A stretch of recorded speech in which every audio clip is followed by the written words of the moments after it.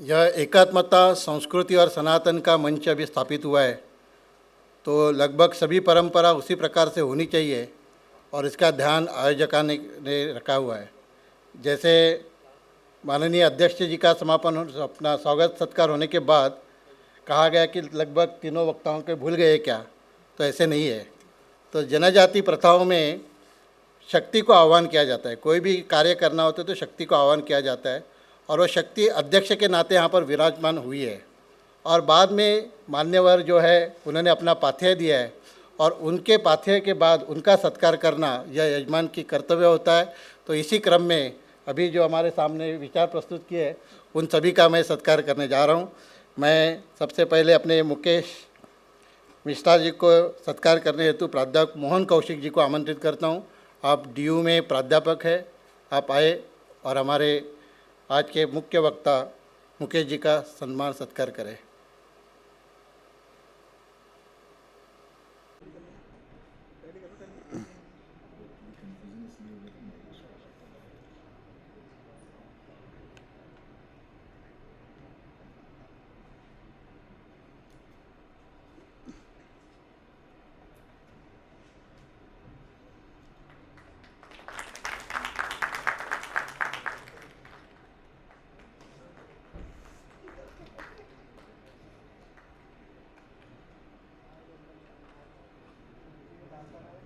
Doctor Ramshankar Oraon जी का सम्मान करने हेतु मैं प्राध्यापक प्रशांत त्रिवेदी, जो आप भी डीयू यूनिवर्सिटी के कॉलेज के प्राध्यापक है, मैं आपको निमंत्रित करता हूँ।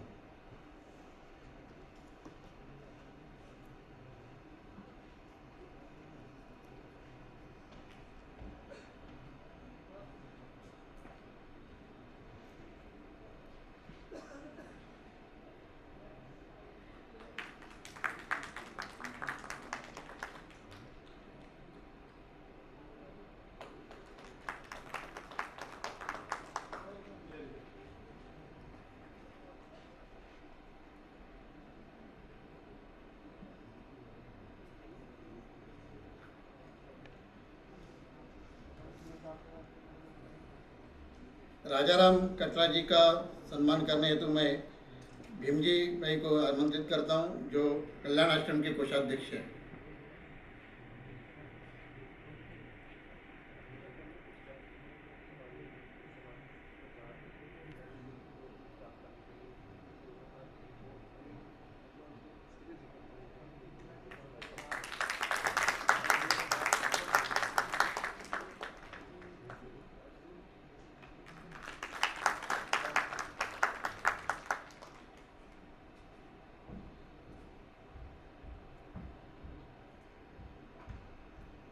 जनजातीय संस्कृति और सनातन का आंतरिक संबंध, इस सत्र के अध्यक्ष भाषण हेतु मैं इस सत्र के अध्यक्ष माननीय डॉक्टर दिवाकर जी मीन जी को सम्मान।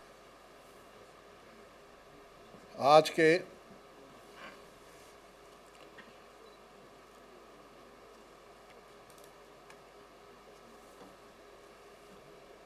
सभ्यता अध्ययन केंद्र तथा अखिल भारतीय बनवासी कल्याण आश्रम के तत्वाधान में 2 दिवसीय राष्ट्रीय संगोष्ठी में उपस्थित हमारे मंचासीन पदाधिकारी और मंचासीन सभी हमारे मुकेश मिश्रा जी, माननीय मुकेश मिश्रा जी, डॉक्टर रामशंकर उरांव जी, राजाराम कटारा जी और हमारे सभागार में उपस्थित बनवासी कल्याण आश्रम के राष्ट्रीय अध्यक्ष, हमारे मित्र और हमारे बहुत पुराने कलीग कुबेर जी और हमारे हंसदास जी और बाकी सभी उपस्थित यहाँ भगवानगढ़ में।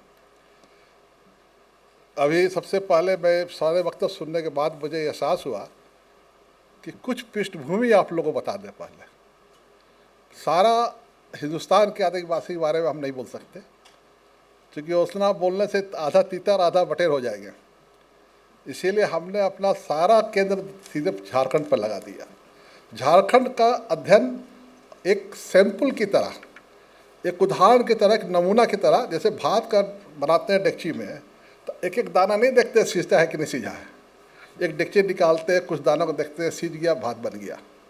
उसी तरीक़ा से मैंने सोचा कि झारखंड के सारे चीज़ों को एक एक करके एक उदाहरण के तौर पर, एक सैंपल के तौर पर प्रस्तुत करूँगा, उसके आधार पर जिसको लिखना अपना लिखे। क्योंकि सारे चीज़ का 32 प्रकार का आदिवासी तो केवल झारखंड में है, उसी को हम अकेले लिख सकते, तो बाकी दूसरे स्टेट का क्या लिखेंगे।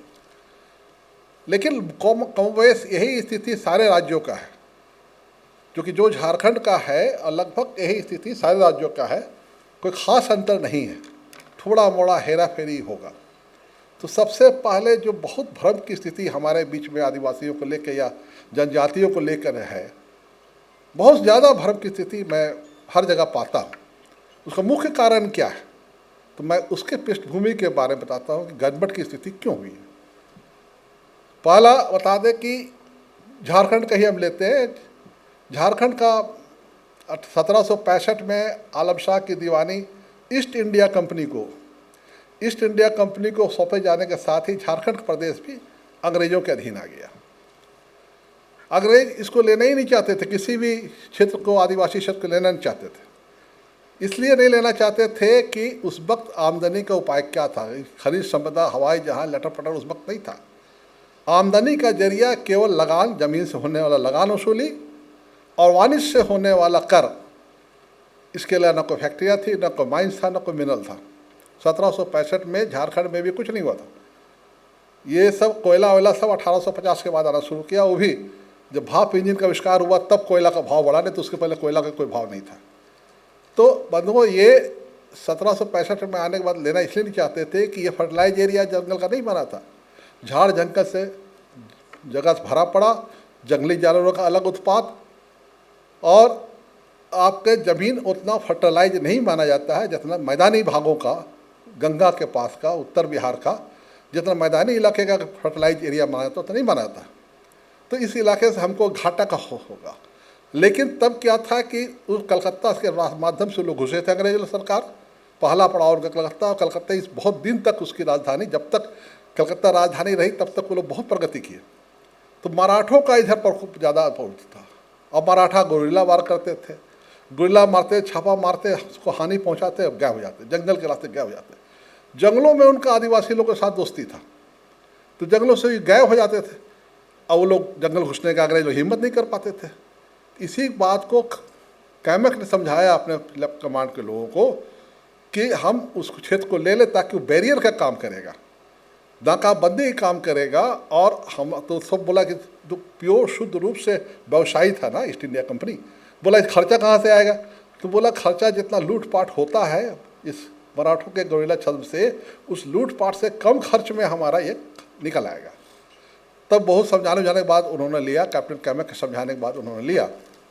लेकिन लेने के बाद भी लालच की प्रवृत्ति थी उसकी। आने के बाद इंफ्रास्ट्रक्चर के साथ उन्होंने कुछ अपना अस्थाई बंदोबस्त लगा दिया, जिससे जमींदारी की नई शक्ति मिल गई। लोग अभी पढ़िए किताब सब बोले झारखंड में शोषण किसका हुआ, जमींदार महाजन और सूदखोरों ने किया। लेकिन सवाल होता है कि जमींदार महाजन तो अंग्रेज आने के पहले भी थे, कहीं भी उसके खिलाफ और कभी उपद्रव की बात नहीं उठी। कहीं भी ये नहीं कहा गया कि हिंदुओं ने उसका शोषण किया। आपके चैनपुर का जो था, क्या नाम उसका, चैनपुर में पादरी था, क्या नाम भूला जा रहा है, उसने तो साफ अपने किताबों में बहुत लोगों ने अंग्रेजों ने लिखा है कि हिंदू के द्वारा प्रताड़ित किया। हिंदू शब्द, अरे महाजन बोलते ठीक था, बोलते ठीक था, लेकिन फिर भी सीधे बोला कि हिंदू के द्वारा प्रताड़ित किया गया, लिखा साफ साफ, बहुत लोगों ने, अंग्रेज लोगों ने लिखा। तो 1765 के बाद उसके आते आते भले ही ट्राइबल हो, आदिवासी हो, जो भी हो, जो बोल लीजिए आप, लेकिन अंग्रेजों के खिलाफ पहला विद्रोह कहीं विश्व में हुआ, मतलब हिंदुस्तान में हुआ, तो आदिवासी के बाद 1765 में लिया। 1771-72 में उनका इंफ्रास्ट्रक्चर आधारभूत संरचना तैयार हुई, और 1782-83 में पहला विद्रोह तिलका माझी का, जिसके नाम से भागलपुर यूनिवर्सिटी बना है भागलपुर में। तिलका माझी विद्रोह खत्म हुआ, उसके बाद फिर होलो का विद्रोह हो गया 1908 में। 1932 में बड़ा जबरदस्त विद्रोह हुआ बुद्धभक्त के द्वारा, मेरे किताब सबने लिखा, हम जिक्र किए हैं अपने किताबों में। 32 के विद्रोह के बाद फिर 33 में भूमिज विद्रोह, फिर 1838 में होम रूल का विद्रोह, फिर 52 फिर विद्रोह, फिर ये क्या बोलते हैं सिद्धू कानू का विद्रोह 1855 में, फिर आपको भागल ये नीलांबर पिताम्बर का विद्रोह फिर क्या बोलते हैं नीलामा विद्रोह का विद्रोह, फिर भागीरथ मांझी का सपाहोर मूवमेंट संथाल परगना में, फिर बिरसा मूवमेंट, फिर टाना भगत मूवमेंट, फिर दुका हो मूवमेंट। लगातार जब तक अंग्रेज रहे उसके खिलाफ आदिवासी मूवमेंट किया।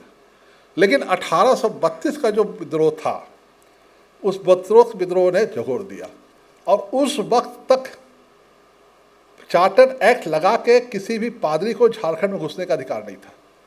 बोले हमको धर्म कर्म नहीं करना है, यहाँ पैसा कमाने आए हैं, कोई धर्म कर्म करना है। लेकिन विद्रोह ने देखा कि सोचते थे कि आदिवासी कुछ नहीं कर पाएगा, कुछ नहीं कर पाएगा, लेकिन उसके विद्रोह की ताकत को देखते उनको लगा कि नहीं, यहाँ भी डिवाइड एंड रूल बहुत ज़रूरी है। फूट डालो और राज करो नहीं करेंगे तो गड़बड़ हो जाएगी।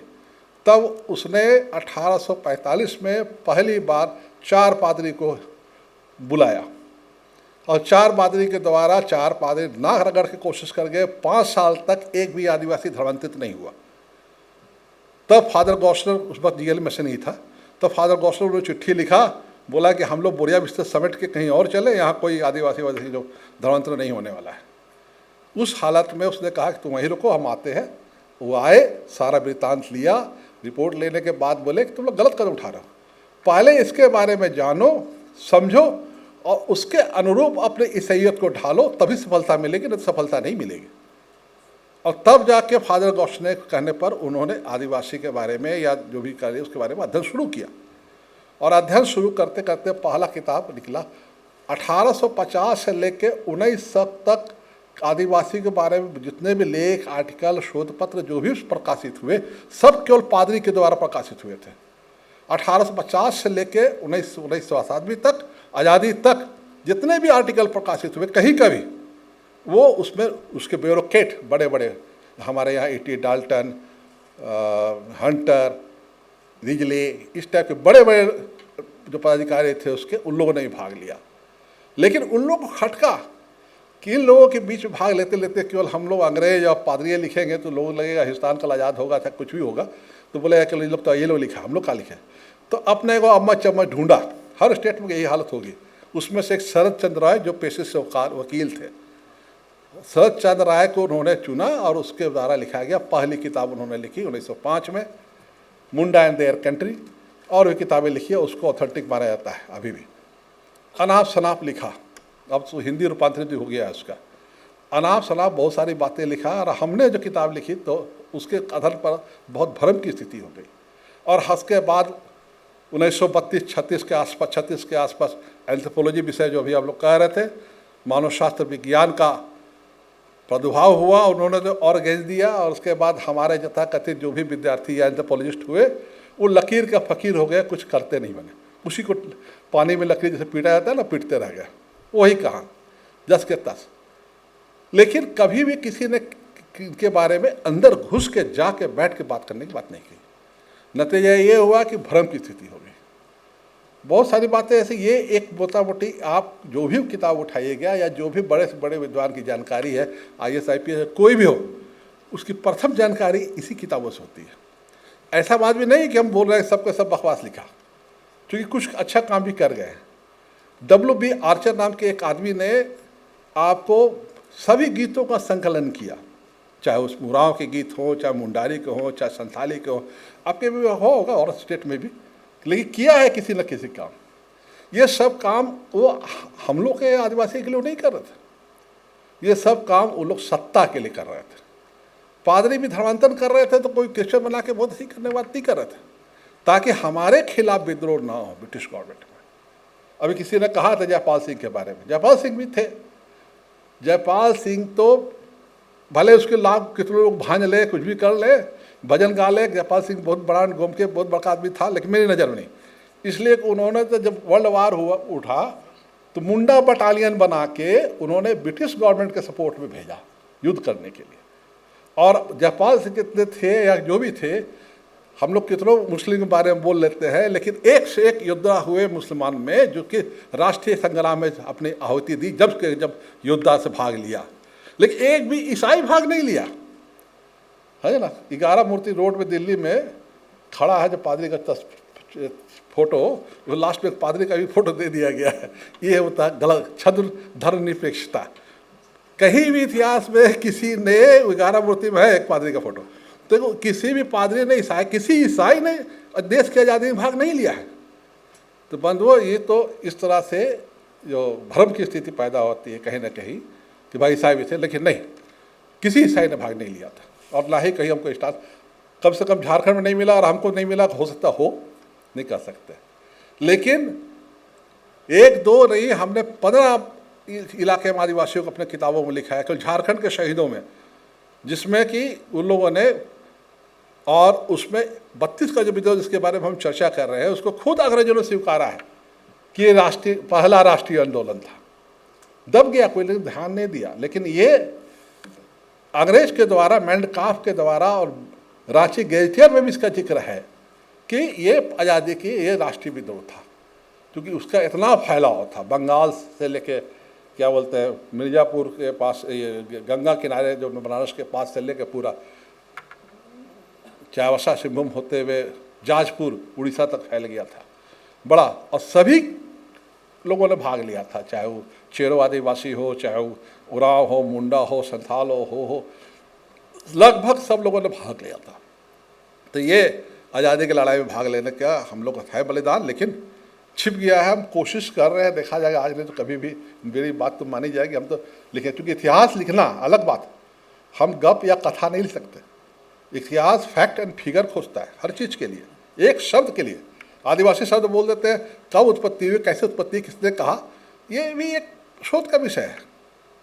अभी हमने कह रहा था गोत्र के बारे में, उरांव लोग का 64 गो गोत्र है, मुंडा लोग का 92, और हो लोग का 172 गोत्र है।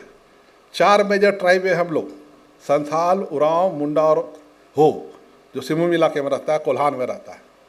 164 गाय, हर एक के प्रति हमारा उत्तरदायित्व है, राइट है, ड्यूटी है, उपासना पद्धति है। कितने लोग उरांव लोग जानते हैं, इस पर भी हम शोध करवा रहे हैं हम लगातार। क्योंकि बचपन में हमको लोग कहता थे कि क्रिश्चियन लोग के बीच में जाते थे, मिशन स्कूल पढ़ते थे, बोलता है यार ये कौन है, ये भूत पूजा करता, सुधरा नहीं, सुधर जाएगा।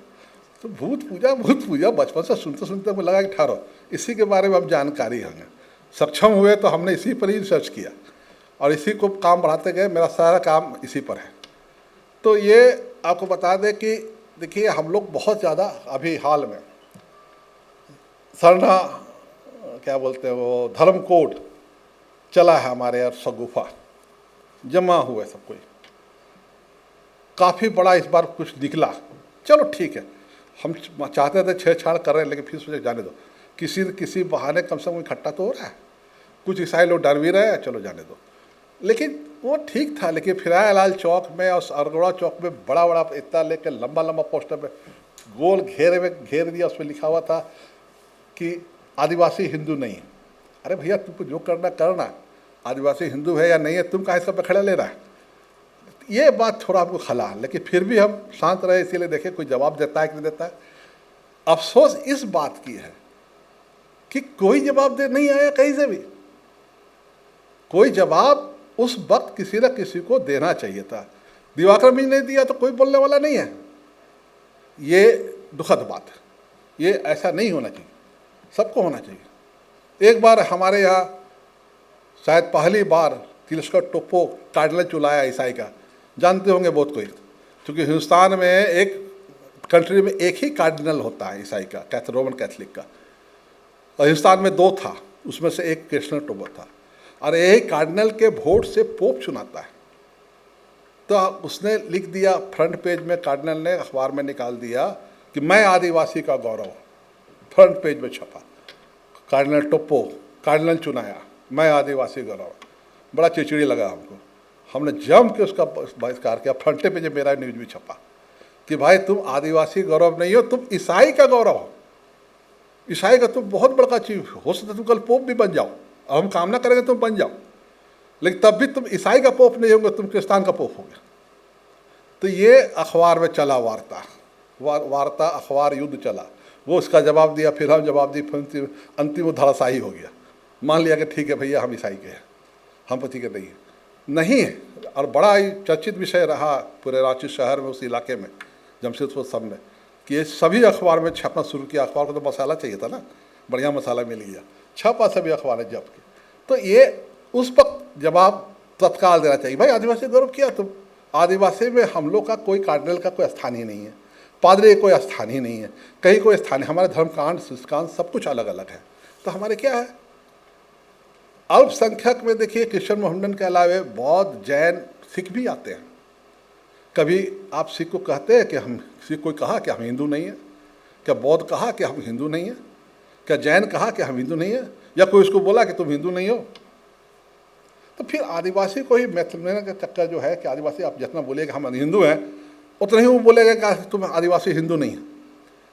आदिवासी हिंदू नहीं का पोस्टर, बड़ा बड़ा बैनर उन्होंने फिरायालाल में, अगोड़ा चौक पे, जो भी रांची जानते हैं वो जानते होंगे, बड़े मुख्य जगह, प्रमुख जगह है।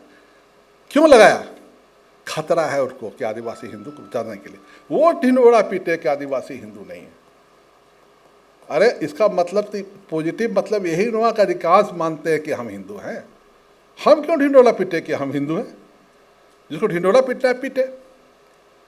कोई ऐसा चीज नहीं है जो हिंदी के थी पर नहीं है, समझने का फेर है। हम वही बात दोहराते हैं जो लिख के चले गए अंग्रेज और पादरी लोग।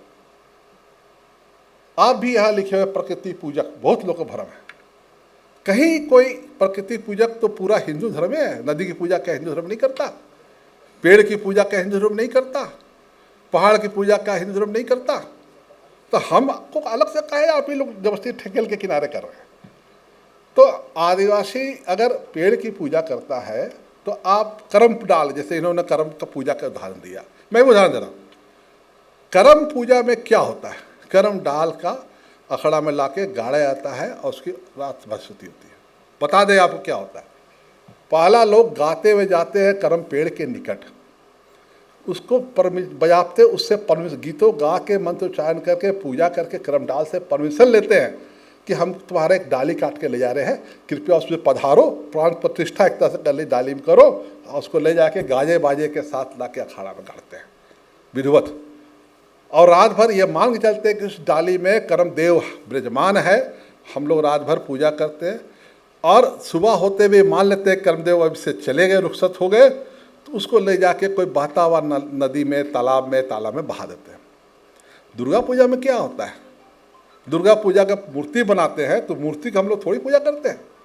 मूर्ति में प्राण प्रतिष्ठा होती है। हम लोग मान के चलते हैं कि इस मूर्ति में अब दुर्गा पूजा माता जो है विद्यमान हो गई, हम उसकी उपासना करते हैं 9 दिन तक। उसके मान के चलते कि विसर्जन हो गई, दुर्गा पूजा को उठा के हम लोग ले जाके कहीं पानी में, तालाब में, नदी में विसर्जित कर देते हैं। सब जगह है। दुर्गा पूजा के एग्जाम्पल हम इसलिए दे रहे हैं कि कलकत्ता में ज़्यादा होता है, और कलकत्ता प्रभावित मेरा इलाका है, हमारे यहाँ भी दुर्गा पूजा काफ़ी होता है, विसर्जन करते हैं। तो वहाँ पर तो कोई नहीं कहता कुछ भी। अरे आखिर प्रतिमा को, दुर्गा पूजा के प्रतिमा को पानी में, स्रोता में विसर्जन करने का कारण क्या है? यही ना कि अब इसको माता छोड़ के चली गई। क्या कोई और है तो बताएं, मैं सब गलत बोल रहा हूँ। हमको बहुत अच्छा लगेगा मेरी बात अगर हमसे आप प्रश्न उत्तर पूछें, बहुत खुशी होगी, वो लगेगा हम ठीक बोले हैं, तब आप लोग उससे सवाल जवाब कर रहे हैं। उसी तरह से हमारे यहाँ भी तो है, सब चीज़ है। नामों का हेरा फेरी फर्क है। सरहुल पूजा बहुत देखे भी होंगे आप लोग भी, सब कोई। सरहुल पूजा में वही है। सरहुल पूजा में हम लोग सखुआ पूजा का में जाके वही सिंहबोंगा या धर्मेश जो सुप्रीम कोर्ट मानते हैं, उराव लोग धर्मेश बोलते हैं, बाकी उराव को छोड़ कर बाकी लोग सिंहबोंगा बोलते हैं। सिंहबोंगा या धर्मेश की स्तुति करते हैं। और हमारा विश्वास है कि सखुआ में और करम पेड़ में, दोनों में इन लोग का निवास स्थान है। और ये बता दे, कोई ये नहीं गौर करता कि दोनों पेड़ स्वयंभू है। पूरा रांची शहर का, पूरा झारखंड का फॉरेस्ट विभाग लग गया कि सखुआ पेड़ का हम प्लांटेशन कर दें, अभी तक तो फेल है। वो प्लांटेशन सखुआ पेड़ का नहीं कर सका। सखुआ पेड़ स्वयं उत्पन्न होता है, स्वयं बड़ा होता है, स्वयं मरता है। कहावत है उसके बारे में, पड़ा तो 1000 साल, नहीं खड़ा तो 1000 साल, पड़ा तो 1000 साल, सड़ा तो 1000 साल। तो ये सखुआ पेड़ के बारे में कहावत है। तो ये सखुआ पेड़ है। करम पेड़ भी वो सही है। करम पेड़ भी प्लांटेशन अभी तक नहीं होता, वो भी स्वयंभू है, स्वयं उत्पन्न होता है। भुवनेश्वर का, उड़ीसा की राजधानी है भुवनेश्वर, बहुत लोग सब जगह जानते ही होंगे। असल उसका हम लोग उतार देते हैं, शॉर्टकट मार देते हैं भुवनेश्वर, असली नाम उसका भूभानेश्वर है, भूमि से उत्पन्न ईश्वर। लिंगराज टेम्पल जो है वहाँ शिवलिंग जो है माना जाता है कि स्वयं भूमि से उत्पन्न हुए हैं, कोई इसको स्थापित नहीं किया है, वो खुद प्रकट हुए हैं भूमि से और उसके ऊपर मंदिर बना दिया गया है लिंगराज टेम्पल। तो उसी हमारे यहाँ तो भी तो वही है, तो स्वयं उत्पन्न होते हैं। भूमिफूट महादेव, हमारे यहाँ महादेव की पूजा होती है लेकिन दूसरे स्तर पर, उसको बोलते हैं भूमिफूट महादेव। मैं भूमि फोड़ के जो महादेव आते हैं, अब कैसे आते हैं भगवान जाने, लगे आते हैं, करते हैं पूजा। हिंदू लोग मरने के बाद 5 हड्डियाँ विसर्जन करते हैं, ले जाके गंगा में करे, कहीं करे, या गया में करे, या जहाँ करे। हमारे उराव में खासकर, पूरा बात तो नहीं बोलेंगे क्योंकि सबके अध्ययन मैंने नहीं किया, लेकिन उराव में तो घर घर कुंडी है, माने हर गांव में कुंडी है। हम मिंज हैं, मेरा गांव जो है भुयरी गांव है। भुयरी मतलब कि कभी किसी पूर्वज ने हजारों साल पहले आके जंगल झाड़ काट के मेरा इलाका साफ किया, गांव बसाया, और गांव बसाने के बाद उमर गया। कौन है क्या है हम लोग को नाम जानते हैं, उसके बारे में और कुछ नहीं जानते। अभी हमारे आए हुए हैं दीपक कुजूर जी, एक बार को बता दे किस्सा, ये सब करते करते करते करते हमको बरसों लग गया तब जाके हट गए। रामसर जी के यहाँ किसी मृत्यु संस्कार था, उसने कहा रहा था कि अद्दी पद्दा गुड़गुड़ जारी, अद्दी पूर्वज महतो मथुरा महतो। जब खत्म हो गया था उन्होंने पूछा कि यार मथुरा महतो कौन है, नहीं जानते। कोई तो जानता होगा, कोई नहीं जानता है। कब था, बस पूर्वज थे हमारे, नाम याद है, पीढ़ी दर पीढ़ी हस्तांतरित होता हुआ वो नाम आज भी विद्यमान है। गांव कहाँ है गुड़गुड़ जारी, नहीं जानते हैं। भाई कहीं तो होगा, खोजे, कोशिश किया, नहीं मिला है। तो ये भी कहाँ से तुम्हारे नाम में आ गया, तो वो भी पीढ़ी दर पीढ़ी हस्तांतरित होता हुआ आया। नाम मेरा ये अद्दी पदा मैंने पुराना गांव, तुम्हारा कौन गांव था, तो ये आया, तो ये हो गया थी। हमने बोला चलो हम खोज कर निकालते हैं। टोप्पो टाइटल है, उराव लिखते हैं भले, तो क्या महत्व, शादी ब्याह सही नहीं, तो क्या महत्व टोप्पो को समझाते हैं। हमने सोचा या खोजना शुरू किया कि यहाँ टोप्पो गाँव कितना है, तो पता चला कि गुड़गुजाड़ी है हमारे चानो थाना में, जिसका नहीं मांडर थाना में, जो टोप्पो गुड़गुजाड़ी नाम का है। हमने वहाँ टोप्पो लोगों का गाँव है क्या, बोला हाँ टोप्पो गाँव है। तो हम बोले यहाँ जो मरता है, यहाँ पता लगा उसको मथुरा महतो नाम को लेता है नाम, तो बोला हाँ यहाँ ही लेता है मथुरा महतो। हम निकाल दिए कि उराव साहब का पूर्वज है, मिला दिए। फिर ले जाके आईजी थे तो पूरा ताम झाम के साथ गए, स्वागत हुआ गांव में, मथुरा महतो ये भी, और वो आपका डाल्टनगंज में भी मथुरा महतो। तो ये टाइटल का भी ये मतलब है, नाम का भी मतलब है, कोई कुछ जानता नहीं है। लेकिन ऐसा आपका बंगाल का ये मनोहर तिर्की मंत्री पता नहीं जितना होता है, अभी मंत्री है कि क्या है भगवान जाने, उसका भी गांव बोला हमको दौड़ के मेरा भी निकाल दो दिवाकर, हम भी यहीं से विस्थापित हुए हैं, किसी ज़माने में हुए, कब हुए पता नहीं। उसका भी खोज कर निकाले। गगारी नाम का एक जगह है, उस गांव का केवल 6 घर ही है उस गांव में, केवल 6 घर में से को थे। तो इस तरह से बंधु बहुत सारी बातें हैं कहने को, किसी को ज़रूरत नहीं है। हम हिंदू हैं तो हैं हिंदू। एक बार सरायकेला में बड़ा ज़बरदस्त, बहुत ज़्यादा कोई मीटिंग हुई थी, सभी पार्टी के लोग आए, सर्वदलीय बैठक था, बीजेपी का, जेडी का, आरजेडी का। जुएल उराव जी ने हमको बुलवा लिया, बोले इस तरह मीटिंग में दिवाकर सकेगा। गए तो वहाँ सब आदिवासी हिंदू नहीं है, लटर पटर बोलना शुरू हो गया। सब बोलते बोलते अंसा गए। फिर हम बोले यार हमको मेरा टाइम है, हम बोले ठीक है, हम बोले चलो हम भी मान लेते हैं आदिवासी हिंदू, ठीक है, लेकिन तुम लोग ये भी तो मान जाओ कि आदिवासी आदिवासी ईसाई भी नहीं है। सब चुप। हाँ बोले आदिवासी ईसाई नहीं है, हाँ भी ये तो ना है, कोई नहीं बोलेगा हाँ। आदिवासी हिंदू नहीं है, चलो ना भी बोले तो हाँ भी बोलने वाला है। तो हाँ ना के बीच में है, उसको तुम हिचकते हो, और जो को ना है उसको बोलने में डरते हो। तो ये है, तब बोला है कि जानते हो पूरा मीटिंग में भड़ूस हो गया, समझे ना, पूरा मीटिंग डिस्टर्ब हो गया। मेरे भाषण के बाद हमको फ़ोन आया, 1.5 घंटा गाली मिला, अलग बात है लेकिन ये मीटिंग सल गड़बड़ा गया। हालांकि क्यों भाई, गजब बात है, हम तो मान रहे हैं कि आदिवासी हिंदू नहीं है, तुम भी मान लो कि सब आदिवासी क्रिश्चियन भी नहीं है। नहीं वो नहीं लिखेगा था, कहीं न कहीं इन लोगों का पैठ ज़्यादा है, षड्यंत्र ज़्यादा है। इसीलिए कहीं भी कहते हैं ना, कांच का जब बक्सा वक्सा होता है तो लिखा रहता बाहर में हैंडल विथ केयर। तो आदिवासी लोग वैसे ही है, हैंडल विथ केयर। तो जरा संभल के बोलिए, ऐसा ना हो कि साला हम लोग लेने का देना पड़ जाए, उल्टा पड़ जाए। हम जान रहे हैं, आप जो भी सवाल पूछे बताएंगे, बहुत सारी बातें हैं, एक एक करके बोले तो काफ़ी समय हो जाएगा। और हम सोच रहे हैं ऐसे ही आप लोग बहुत देर से झेल रहे हैं, अब कितना झेलिएगा। धन्यवाद, नमस्ते, जय झारखंड।